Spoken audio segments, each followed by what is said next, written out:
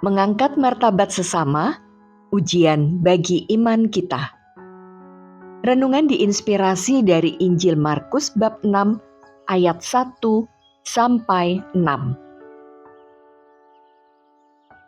Kemudian Yesus berangkat dari situ dan tiba di tempat asalnya, sedang murid-muridnya mengikuti Dia.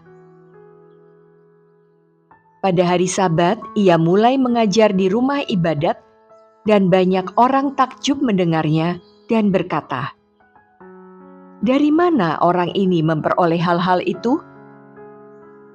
Hikmat apakah yang diberikan kepadanya? Bagaimanakah mukjizat-mukjizat yang demikian dapat diadakan oleh tangannya? Bukankah ia ini tukang kayu, anak Maria, saudara Yakobus, Yoses, Yudas, dan Simon? Bukankah saudara-saudaranya yang perempuan ada di sini bersama kita?" Lalu mereka kecewa dan menolak Dia. Yesus berkata kepada mereka, "Seorang nabi dihormati di mana-mana, kecuali di kampung halamannya, di antara kaum keluarganya, dan di rumahnya. Ia tidak dapat mengadakan satu mukjizat pun di sana, kecuali menyembuhkan beberapa orang sakit dengan meletakkan tangannya di atas mereka." Ia merasa heran karena mereka tidak percaya. Dalam Injil Markus hari ini kita mendengar Yesus ditolak di tempat asalnya, Nazaret.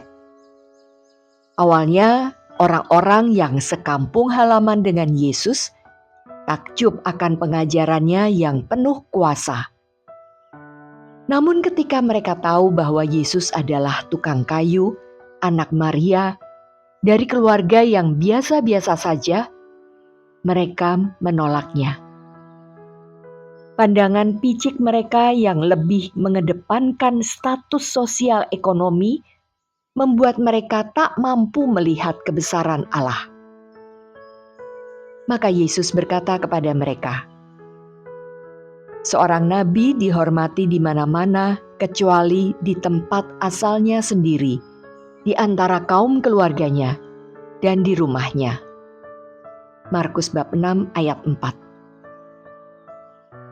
Kendati ditolak, Yesus tetap berbuat baik. Ia menyembuhkan beberapa orang sakit dengan meletakkan tangannya ke atas mereka. Dalam Markus 6 ayat 5. Dunia penuh persaingan. Demi mengejar kuasa, harta, dan status sosial, mereka meremehkan, menyingkirkan, menghina, dan menjadi batu sandungan bagi yang lain.